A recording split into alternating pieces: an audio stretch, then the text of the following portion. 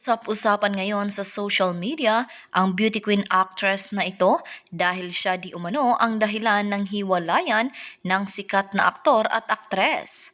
Malalaman nyo ang buong detalye kaya tutok lang sa Get in Touch.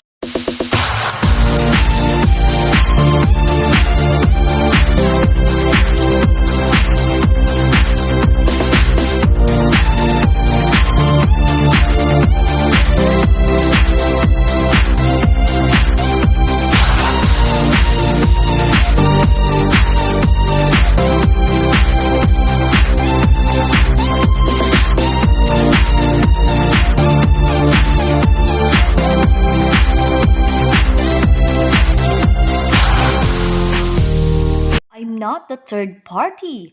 Thanks.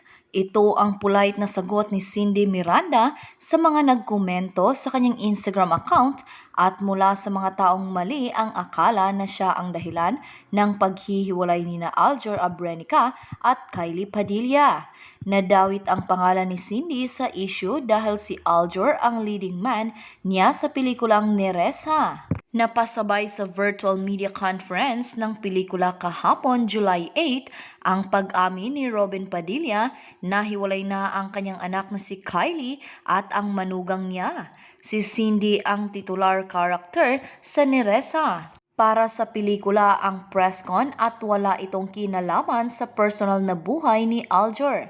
Kaya paulit-ulit pinaalalahanan ang entertainment writers na hindi pwedeng magtanong tungkol sa pribadong buhay ng mga artista. For the record, hiwalay na sina Kylie at Aljur nang mag-umpisa ang shooting ng Neresa kaya absuelto si Cindy. Nabiktima ng mistaken identity dahil hindi siya ang third party na tinutukoy ni Robin. Ang kumpirmasyon ni Robin na nagwakas na ang pagsasama ng kanyang anak at ng manugang ang dahilan ng kaliwat ka ng pagbabatikos kay Aljur.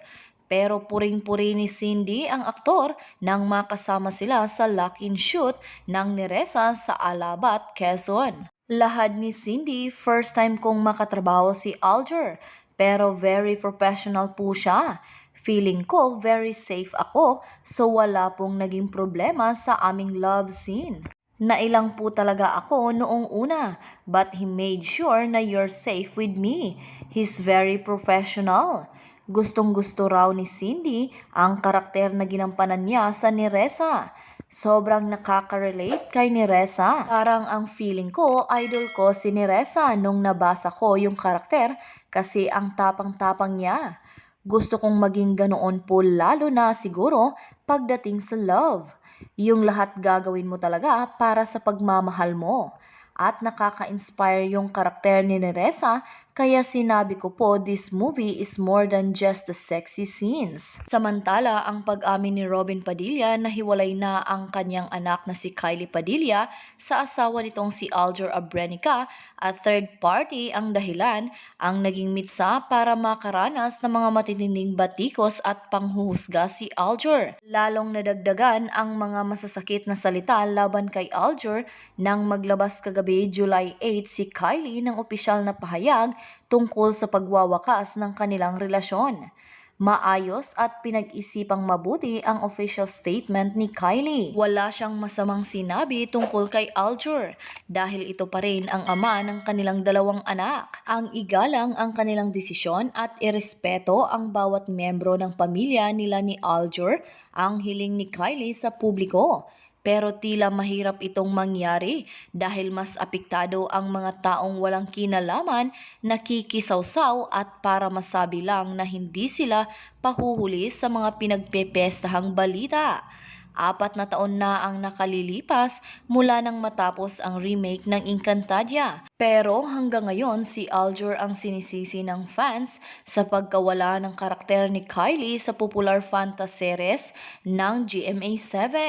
Si Kylie ang gumanap na amihan sa Encantadia pero pinatay ang kanyang karakter dahil sa pagbubuntis niya noon sa panganay nila ni Aljur. Lumitaw ang katotohanang may matagal nang kinikimkim na galit laban kay Alger ang fans ni Kylie at nang Encantadia dahil sa kanilang paniniwalang bukod sa pagpatay sa karakter ni Amihan, napilitang baguhin ang kwento ng sikat na telefantasya ng Kapuso Network dahil nabuntis ng aktor ang idolo nila. Ipinagwalang bahala ng fans ang katotohanang in love noon si Kylie kay Aljur at may responsibilidad din siya sa unplanned pregnancy na nangyari. Kaya hindi tamang ibuhos sa aktor ang lahat ng sisi. Si Aljur ang napagbuntunan ng galit ng publiko dahil malaki ang epekto ng ipinagtapat ni Robin na third party, ang dahilan ng paghihiwalay nila ni Kylie. Nagsalita na si Robin at nagbahagi na si Kylie sa publiko ng saloobin niya tungkol sa pagwawakas ng relasyon nila ni Aljur bilang mag-asawa. Ang panig na lamang ni Aljur ang hinihintay ng mga tao. Kapag naglabas na siya ng kanyang pahayag, makatutulong ito para mapayapa ang damdamin ng mga taong nagagalit sa kanya. Sa kasaysayan ng Philippine showbiz, paulit-ulit lang ang mga eskandalo, kontrobersiya at isyo, pero iba't ibang artista lamang ang mga sangkot. Kapag nagdesisyon si Aljur na magsalita, tiyak na matutuldukan na ang isyo dahil sa tuwing may mga kontrobersiya, ang paliwanag lang ng mga sangkot ang hinihintay ng publiko na sabik at gutom na malaman ang katotohanan. Once na marinig na nila ang magkabilang panig, sila na mismo ang magmo-move on para sa bagong iskandalo na kikiliti sa kanilang interes, emosyon at imahinasyon. Kung gugustuhin ni Aljur na matapos agad ang isyo, isang official statement lamang mula sa kanya ang kailangan.